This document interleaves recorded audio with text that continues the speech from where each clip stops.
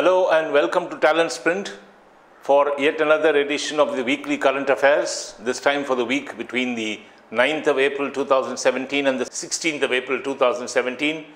As always, we will divide this video presentation into 6 segments.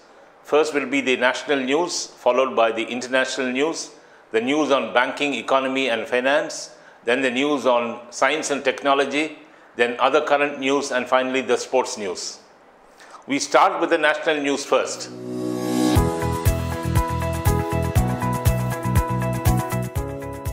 The first national news is that India and Bangladesh have agreed to sign 22 new agreements. This was decided during the visit of the Bangladesh Prime Minister Sheikh Hasina to India last week. The agreements are in various fields such as defense, nuclear cooperation, judicial sector, etc. It is mainly aimed at boosting the bilateral cooperation. India has given a line of credit of $500 million to Bangladesh for defense purposes. This is a very significant move in Indo-Bangladeshi relations. When the Prime Minister of Bangladesh visited India last week, she had extensive range of bilateral talks with Prime Minister Modi and other officials from the Indian government side. Moving on, the President, Mr. Pranab Mukherjee, has given the approval for the Mental Health Care Act, which says that suicide attempts by a mentally ill person will not be punishable under this law. Hitherto, suicide attempts even by mentally ill persons were considered a crime, considered an offense, and it was dealt with in that way. But this new Mental Health Care Act says that suicide by mentally ill persons will not be punishable under law. The law also prohibits the use of shock therapy on mentally ill persons without the muscle relaxants, etc. A person with mental illness will have the right to confidentiality about his illness. All these days, it was not sure whether the mentally ill person will have confidentiality about his illness, but this new law says that the mentally ill person will have complete confidentiality about his illness, and the nature of his illness need not be disclosed to any others except his own close confidants. In a move that is bound to raise a lot of eyebrows amongst the general public, the Motor Vehicles Amendment Bill of 2016 has been passed by Parliament. The Motor Vehicles Amendment Bill of 2016 provides for legal standards of motor vehicles, grant of driving licenses, and penalties for violation of these provisions. Of course, one of the provisions of this Motor Vehicles Amendment Bill Act is that the Basel II norms have to be followed by the vehicles for emission safety, and the carbon dioxide emission from the vehicles will have to be monitored, and it is also provided that two-wheelers manufactured after a certain days will have an automatic switching on of headlights, like in some countries, like for example in Malaysia, where you will find all the two-wheelers always with their headlights on. That is going to be compulsory in India also. Very shortly, vehicles manufactured on or after the 1st of July 2017 will have this mandatory implementation of the switching on of headlights automatically when the vehicle is started.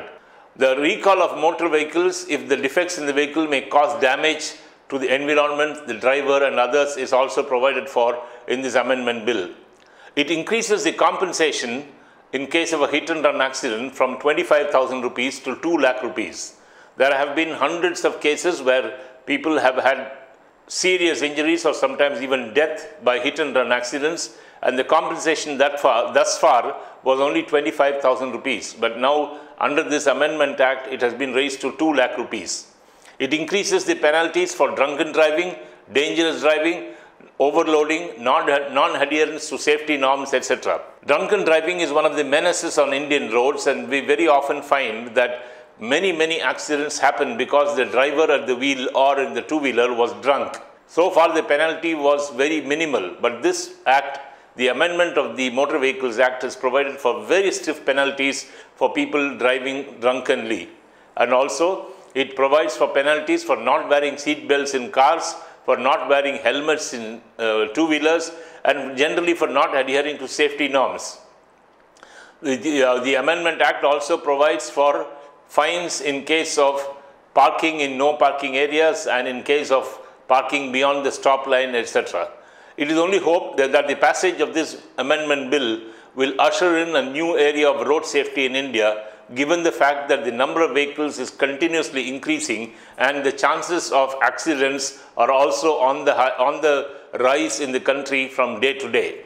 In a rather embarrassing move for the ruling state government in Tamil Nadu, the by-election to the RK Nagar of the Radhakrishna Nagar Assembly by-poll has been cancelled because of large-scale violation of election codes by all parties concerned.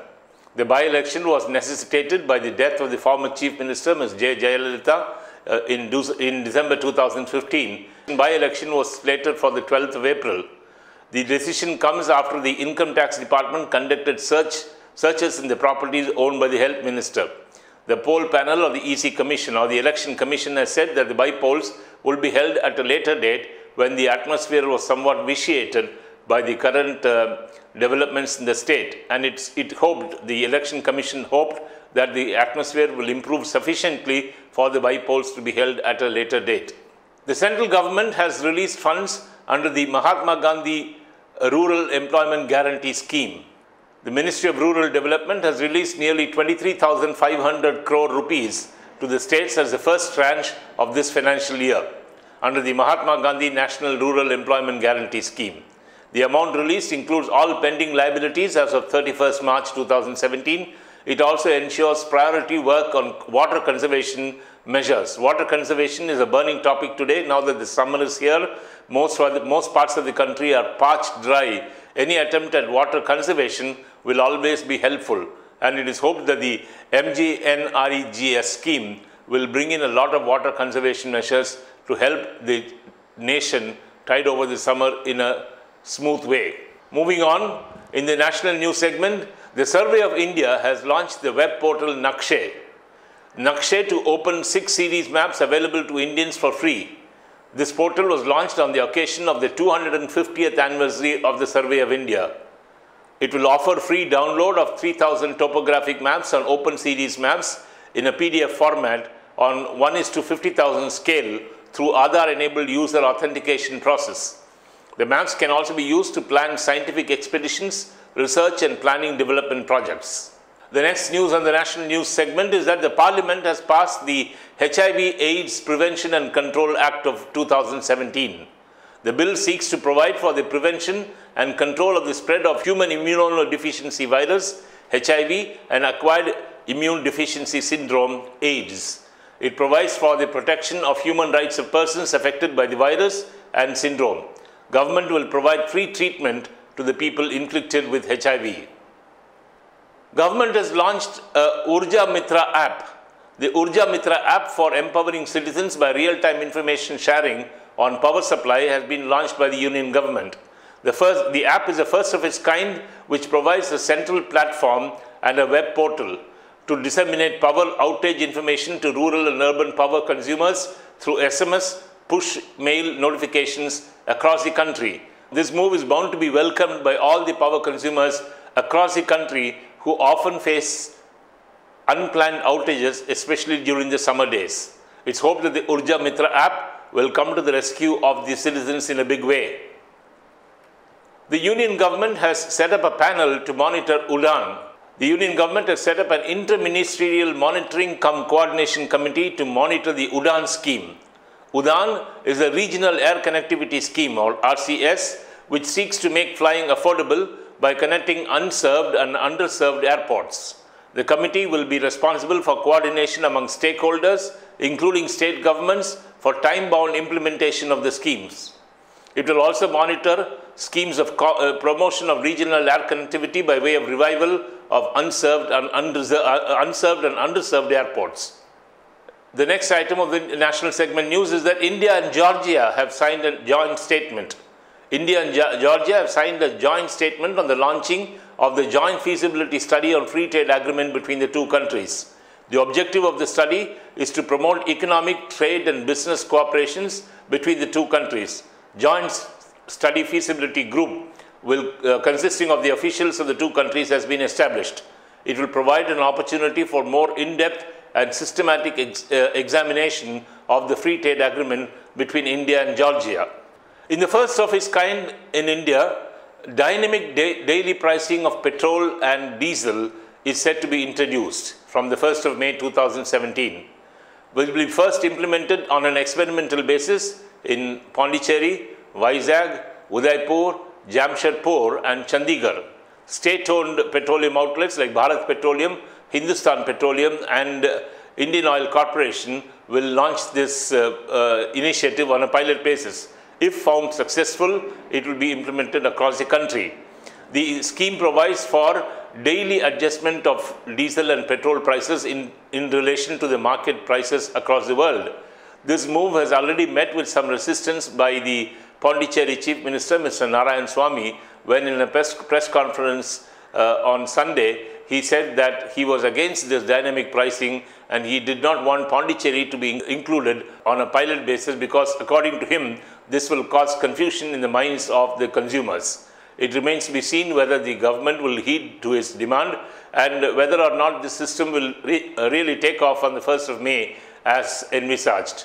But from a purely economic point of view, it makes rather economic sense to have the pricing introduced on a dynamic basis so that the pricing is in tune with the market conditions across the globe of the oil prices.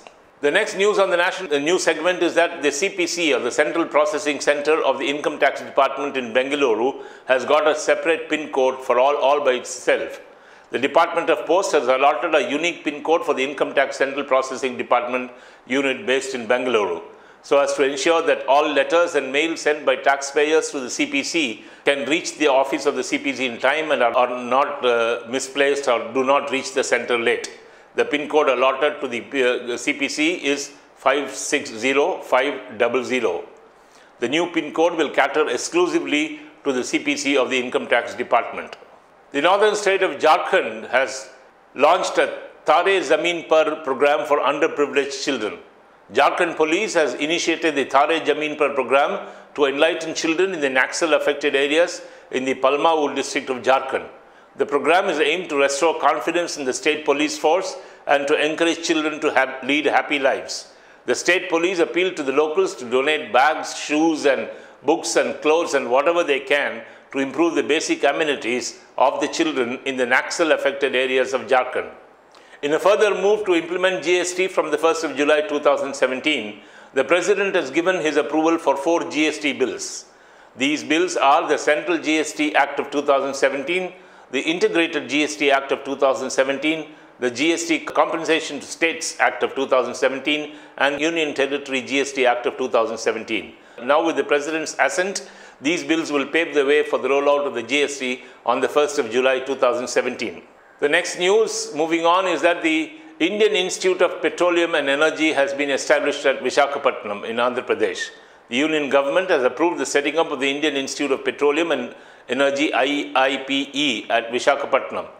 The Indian Institute of Petroleum and Energy has been set up through a special act of Parliament. The institute will have the governance structure as well as legal mandate to grant degrees in a manner similar to that enjoyed by the Indian Institute of Technology. The Cabinet also approved 655.46 crores as a capital expenditure to set up the IIPE. The Prime Minister, Mr. Narendra Modi, has launched the Beam Aadhaar platform. The Beam Aadhaar platform is the merchant interface of the Beam application that has been launched for making digital payments using the Aadhaar platform. Beam app was launched in December 2016 to provide a one-stop solution for all digital payments. The app created a new world record by registering 1.9 crore downloads within 4 months since its launch. Beam Aadhaar platform will help people to pay digitally using their biometric data like thumb impression on a merchant's biometric-enabled device like a smartphone or a biometric reader. This is a very big push from the Prime Minister for the Digital India initiative. Moving on, in the next news on the national news segment, the Advertising Standards Council of India has given new guidelines for advertisements by celebrities. These days, celebrities earn more money from advertising income rather than from their core income of their profession, or so it looks like, given the number of advertisements in which celebrities, including cricketers and film stars, appear. Celebrities are personalities from the field of entertainment and sports. includes other well-known personalities like doctors, authors, activists, and educationalists who get compensation for appearing in commercials. The new rule says that the celebrities must exercise due diligence to make sure that all description claims and comparisons made in the advertisements they endorse are not misleading and are not deceptive. It will be the duty of the advertiser and the advertising agency to make sure that the celebrities are aware of these clauses. Uttar Pradesh has signed a Power for All agreement with the union government. The Uttar Pradesh government has signed a Power for All agreement with the union government, which is aiming at 24/7 power supply to all the households in the state. UP, which is the only state in the country which did not join the central government scheme, has finally joined it. It has been agreed to distribute energy efficiency bulbs, tube lights and fans at cheaper rates. The UP government also launched 1912 as the toll-free helpline for consumers in rural areas to communicate their grievances regarding power and electricity.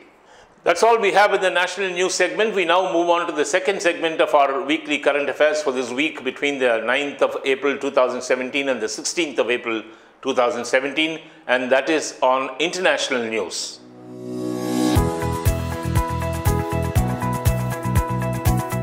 In the first of the international news, we have Russia, which is accusing United States of violating international law. Russian envoy, the United Nations, has accused United States of violating international law by carrying out military strikes in Syria. Russia has told the UN Security Council that Washington has attacked the territory of sovereign Syria. The Russian envoy described the attack as a flagrant violation of international law and as an act of aggression. I think it is to be noted here that the military intervention by the United States in Syria is threatening to blow up into a full-blown Cold War between the superpowers of Russia and the United States. Almost every day we read the news items in the papers that both sides have been trading charges at each other. The United States has been saying that it is its duty to protect the Syrian people from the clutches of the autocratic rule of President Assad of Syria. On the other hand, Russia has been saying that the United States has no business to interfere in the internal affairs of Syria. We can only hope that this does not escalate further, and we can only hope that this does not escalate into a full-blown world war kind of a scenario. But it has to be said that this situation as of now is rather tense and volatile on the Syrian segment. China has scored yet another victory in its push to become a major economic power in the world by launching the first full rail freight service between the United Kingdom and China. The first rail freight service from the United Kingdom and China departed from Essex. The train was launched as part of China's ambitious One Belt, One Road initiative, or OBOR. The move aims to reinvent the ancient Silk Route with Western countries dating back to more than 2,000 years. The 600-meter long 30-container train carrying British goods, including pharmaceuticals, will travel over 7,500 miles to reach Yiwu in China and will pass through several countries in Europe before it reaches China. From United Kingdom, the train takes the English Channel to reach France. From there it reaches Germany, and from there it reaches the mainland China through Russia and other European countries. This is a very, very significant move in the effort by China to become a major economic power in the world. The Australian Prime Minister, Mr. Malcolm Turnbull, was in New Delhi last week, and during his visit, India and Australia have signed 6 agreements. India and Australia have signed 6 agreements to reaffirm their commitment to a peaceful and prosperous Indo-Pacific region. Prime Minister Mr. Narendra Modi and his Australian counterpart Malcolm Turnbull agreed to draw on the strengths of each other to create jobs and investment opportunities and raise living standards. The agreements are drawn in areas including expanding counter-terrorism cooperation, civil aviation security, sports, health, medicine and satellite navigation. One of the major news which has been doing rounds in the international circuit of late is the fact that Pakistan has sentenced the Indian national Kulbhushan Jadhav to death sentence. Pakistan alleges that Kulbhushan Jadhav is a raw agent or a research and analysis wing agent, and he was caught spying. Pakistan's Field General Court Martial has sentenced to death the Indian national and alleged RAW, or Research and Analysis Wing agent Kulbhushan Jadhav, aged 46, who was arrested last year on alleged charges of spying. Kulbhushan Jadhav was arrested in March 2016 by Pakistani security forces in the restive Balochistan province after he reportedly entered from Iran. Pakistan has alleged that Jadhav was a serving officer in the Indian Navy and was deputed to the RAW. This has become a point of huge political and diplomatic tension between Pakistan and India in recent days, and the Indian government has sought consular access to meet Mr. Jadhav, who is launched in a Pakistani prison, and Pakistan has said that they will follow the due process of law, and it remains to be seen what course this ultimately takes. The group of 7, the G7 energy ministers, have failed to reach an agreement on climate change. Energy ministers from the group of 7 industrialized nations, G7, have failed to reach an agreement on climate change. They have not issued a joint statement after the USA expressed reservations. They are called as the bedrock of international action against man-made global warming. President Donald Trump signed an executive order rolling back some of the previous Democratic administration's policies on carbon emissions and climate changes. Colson Whitehead wins the 2017 Pulitzer Prize for The Underground Railroad. Colson Whitehead's celebrated novel, The Underground Railroad, has won the 2017 Pulitzer Prize for fiction. The novel is about an escaped slave that combined liberating imagination and brutal reality. In November 2016, the novel had received the National Book Award from the United States.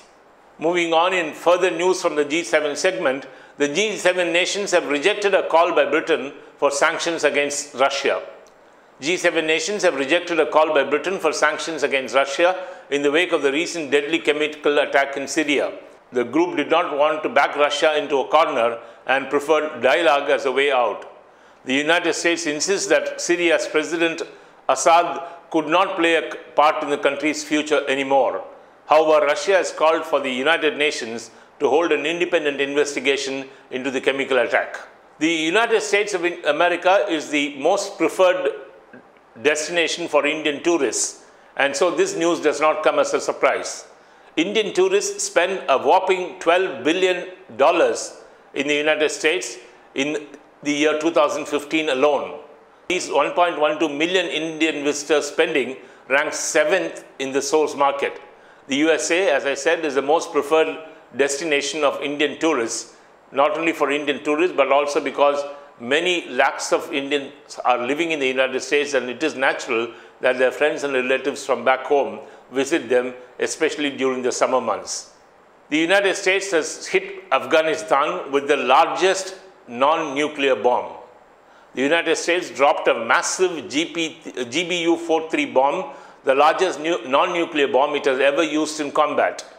In eastern Afghanistan, it was used on the 13th of April 2017 on a series of caves used by the ISIS militants. Known as the mother of all bombs, the GBU-43 is a 9,797 kg GPS-guided missile. On the 13th April, it was dropped from an MC-130 aircraft in the Achin district of Nangargar province, very close to the Pakistan border. This has escalated tension in Afghanistan, many countries saying that the action of the United States to bomb Afghanistan is unilateral in nature. Russia, Syria and Iran warned United States against launching further strikes on Syria.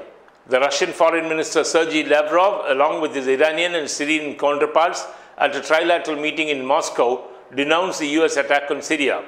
They warned that any further such action would entail grave consequences, not only for regional, but also for global security. The US is again in the thick of news on the international segment when North Korea warns US of a nuclear attack in case of provocative action in the region.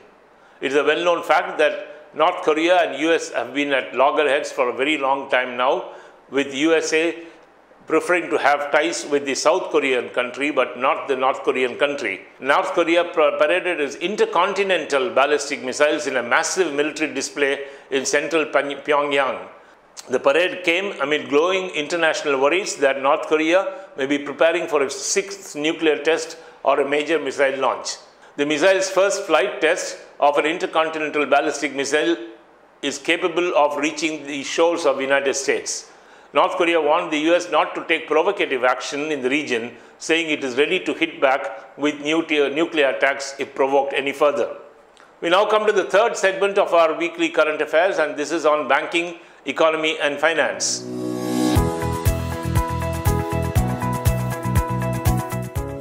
The Reserve Bank of India has allowed banks to invest in RIETs and INBITs. Banks will be allowed to invest in real estate investment trusts and infrastructure investment trusts by the Reserve Bank of India.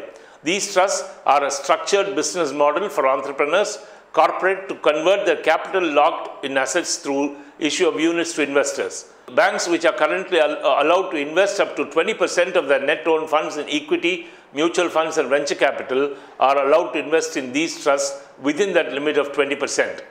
In a good news for bank customers, the ban on cash transactions of over 2 lakh rupees is not applicable to withdrawals from the account, says RBI. The Income Tax Department has clarified that the ban on cash transactions over 2 lakhs will not be applicable on withdrawals from banks, post offices and cooperative bank accounts.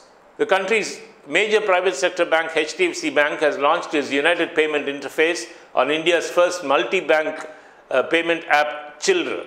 This will be in addition to the bank's mobile app. Childr will be allowed to link payment from 44 banks now. Childr allows users to send and receive money to and from anyone in their phone book.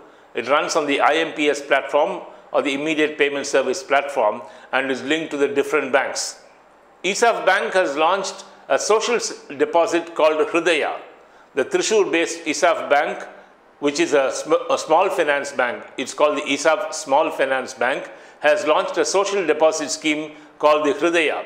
The deposit is related with the social cause through which ISAF provides the customers with an opportunity to be part of its social welfare measures. The deposits are used for the welfare and development of the underprivileged sections of the society. The minimum amount of deposit is rupees 15 lakhs and the minimum period of deposit is 2 years. The depositor will get to see firsthand how his money is used to develop the underprivileged sections of the society. In a further setback to the liquor baron and the founder of the now defunct Kingfisher Airlines, an open-ended non-bailable warrant has been issued against Vijay Mallya. A Delhi court has issued an open-ended non-bailable warrant against businessman Vijay Mallya in the case of an allegedly evading summons in a Foreign Exchange Regulation Act matter.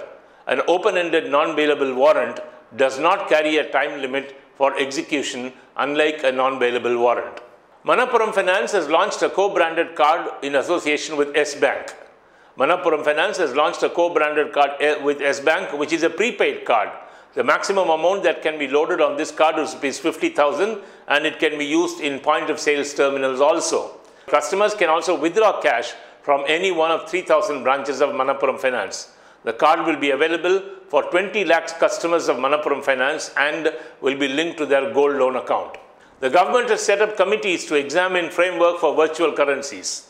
This news has been doing the rounds for quite some time now, and we recently read in the previous week's current affairs when we said that Japan has officially recognized the virtual currency Bitcoin as an official currency, whereas India has clearly said that the Bitcoin is not recognized as official currency in India.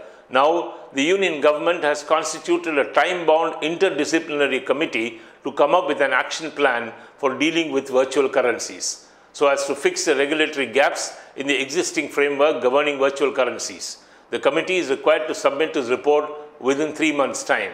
The circulation of virtual currencies of late has become a cause of concern for the RBI and the Indian government. The Employees Provident Fund subscribers are to get loyalty bonus.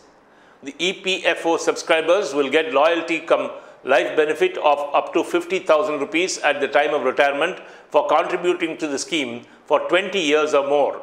The benefit will also be provided in case of permanent disability, even if the members have contributed for less than 20 years. The board has recommended such benefits in view of a huge corpus of over 18,000 crore rupees with the fund. RBI has tightened the norms on bank performance. The RBI has come out with a revised prompt corrective action framework for banks. It spells out certain thresholds, the breach of which could invite restrictions and resolutions such as merger with another bank or even shutting down of the bank. The revised norms, which are effective from the 1st of April 2017, has set out 3 thresholds. The breach of the third one or the third threshold on capital would identify the bank as a likely candidate for resolution through tools like amalgamation, reconstruction, winding up, etc. Banks have to now pull up their socks to ensure that they perform in accordance with the RBI norms. The Income Tax Department has launched the second phase of the Operation Clean Up Money.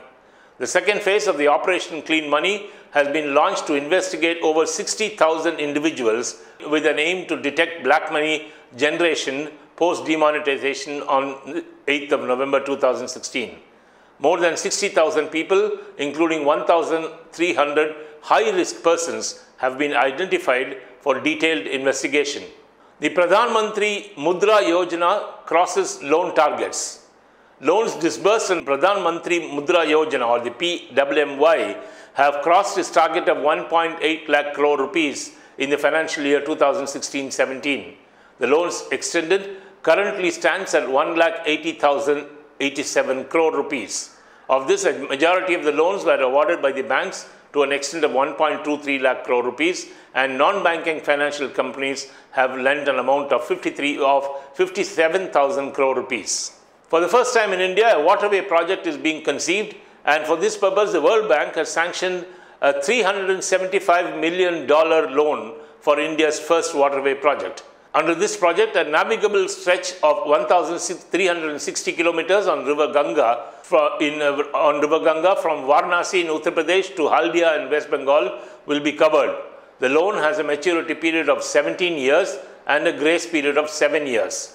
It is hoped that the country will use this loan facility from World Bank in the right way, and the first waterway project in the country will see and get off to a start as early as possible.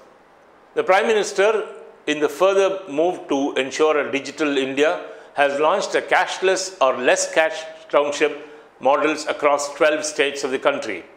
The Prime Minister has launched 81 cashless or less cash townships across 12 states. The 81 townships included 56 in Gujarat and 25 in 11 states including Delhi, Gujarat, Uttar Pradesh, Madhya Pradesh, Maharashtra, Bihar and Chhattisgarh. The model of cashless or less cash township was developed by the Gujarat Narmada Valley Fertilizers and Chemicals Limited across these states under the auspices of the National Institute of Transforming India, NITI Ayog.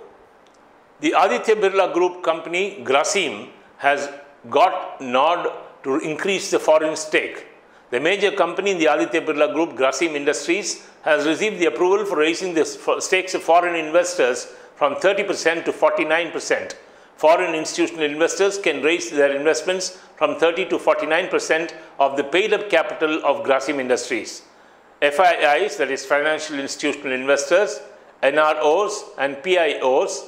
NROs are non-resident ordinary citizens and PIOs are persons of Indian origin, can invest in this company through the secondary market. In a startling revelation in the newspaper Hindu on the 16th of April 2017, it was revealed that an amount of $171 million was hacked from the account of Union Bank of India in Mumbai. But the good news is that the money has been recovered. Details are just emerging of the biggest hack of $171 million in July 2016 from the Union Bank of India's Mumbai branch. The money was transferred overnight to different accounts in several countries, including the United States, Australia, Taiwan, and Singapore. This hacking of the account from the Union Bank of India has necessitated a 7-country hunt that had to be spearheaded at the top levels of government to reverse the theft of $171 million from the Union Bank of India in Mumbai.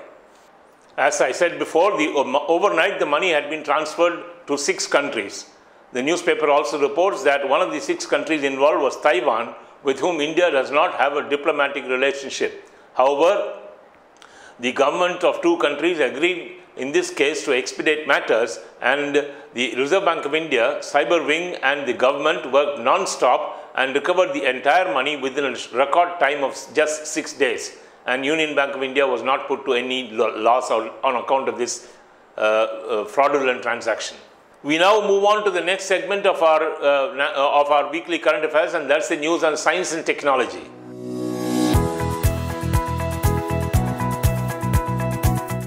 Scientists have discovered protein PORB in the treatment against cancer. Scientists from the Boston University School of Medicine, United States, have discovered a protein called PORB. This could help vaccinations more effective and provide protection from diseases such as cancer. It helps to improve the amount of antibody protection and can stimulate cells to kill the offending agent. Another scientific discovery has been made, this time by NASA, which states that Saturn's moon Enceladus may be habitable for humans. The NASA has announced that Saturn's 6th largest moon Enceladus and Jupiter's 4th largest moon Europa may be habitable to humans, as they have the necessary ingredients required to sustain life. Findings were made by NASA with the help of Cassini-Huygens unmanned spacecraft and the Hubble telescope. Cassini-Huygens unmanned spacecraft was sent in 1997 to study Saturn, its rings and its moon, and it has now come back with the discovery that one of the moons of Saturn could after all be habitable. Another scientific discovery, this time on Jupiter, when scientists have discovered a second great spot on Jupiter. The scientists have found second great spot in Jupiter, which is cold and high up. The great spot was found to be 24,000 kilometers across and 12,000 kilometers wide. It's found to be in the upper atmosphere and is much cooler than the hot surroundings. Then this newly discovered great spot is continuously changing its shape and size. We now come to the fifth segment of this weekly current affairs news, and that is called the Other Current Affairs.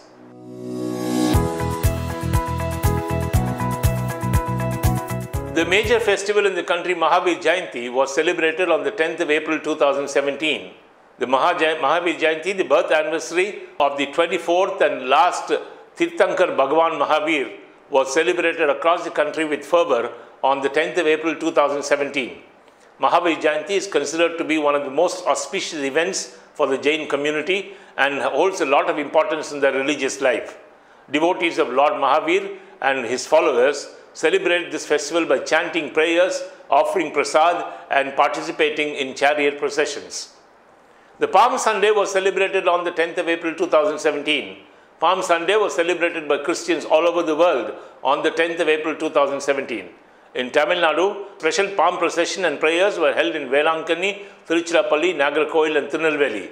Palm Sunday festival is a festival celebrated on the Sunday before Easter Sunday. It signifies the triumphant entry of Jesus Christ to Jerusalem. The Holy Week, starting with Palm Sunday, will end with Easter Sunday. The famous sand sculpture artist Sudarshan Patnaik has been selected to represent India in the 10th Moscow Sand Art Championship in 2017. With the theme, The World Around Us, the championship is scheduled to be held in Moscow from the 22nd of April to the 28th of April 2017. The top sand sculptures from different parts of the world are slated to take part in this championship. In the 9th edition of the championship last year, Patnaik has won a gold medal for his sculpture of Mahatma Gandhi on world peace. The Pakistani girl Malala Yousafzai is to be the youngest UN Messenger of Peace. This was announced by the United Nations that Malala will be the youngest UN Messenger of Peace. This comes as yet another jewel in the glittering crown of this teenage girl. And April 10th was also celebrated as the World Homeopathy Day. The World Homeopathy Day is observed every year on the 10th of April to pay tribute to Dr. Christian Friedrich Samuel Hahnemann, the founder and father of homeopathy system of medicine. Observance of this day seeks to spread more knowledge about this form of medicine in the mainstream public health. This year is the 262nd birth anniversary of the founder of homeopathy. Justice Geeta Mittal has been appointed as the acting Chief Justice of Delhi High Court. Justice Geeta Mittal, the senior-most judge of the Delhi High Court, has been appointed as the acting Chief Justice of the Delhi High Court with effect from the 14th of April 2017. Her appointment comes at the backdrop of the retirement of the current Chief Justice, Goriya Rohini. The President of India has appointed Justice Geeta Mittal as the Chief Justice by exercising his powers conferred by Article 223 of the Constitution of India. Good Friday was observed on the 14th of April 2017 by Christians all over the world. It's also referred to as Holy Friday or Easter Friday. Good Friday is celebrated by Christians all over the world to mark the crucifixion of Jesus Christ. The New Year has been celebrated in Assam, Tamil Nadu and Kerala. In Assam, the day is celebrated as Rongoli Bihu. The festival is also known as the Bohi Bihu, as it marks the beginning of the Assamese month Bohag. In Kerala, devotees thronged Krishna temples for pre-dawn auspicious Vishukani Darshan on Vishu Day. The Tamil New Year or Puttandu is also being celebrated with traditional fervor and gaiety in the state. Tamil New Year is celebrated on the first of the Tamil month of Chittirai. And finally, in the sports news.